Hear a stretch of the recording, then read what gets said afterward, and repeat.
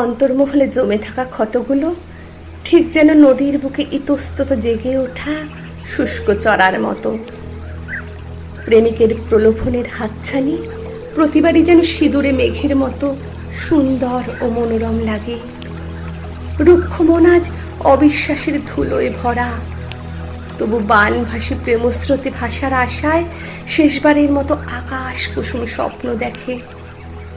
মনের চিলে কোঠায় জমে থাকা পুরনো কিছু ধূসর কালশিটেগুলো প্রেমিকের আলগা ছোঁয়ায়, আলিঙ্গনের স্বর্গীয় সুখে ও ঠোঁটের শীতল পরশে শ্রাবণের ধারার মতো পলকে ধুয়ে মুছে যায়।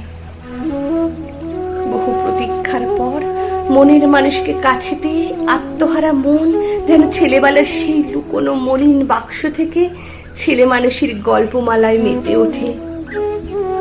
তখন যুগ্ম হৃদয়ের যেন এক শাকতেই বিচরণ, কখনো গানে, কবিতার আলাপনে, অনর্গল হাস্যকর খুনসুটিতে গ্রাম্য মেঠোপথের সাদামাটা ধুলোর গল্প নিরুদ্দেশে পাড়ি দেয়।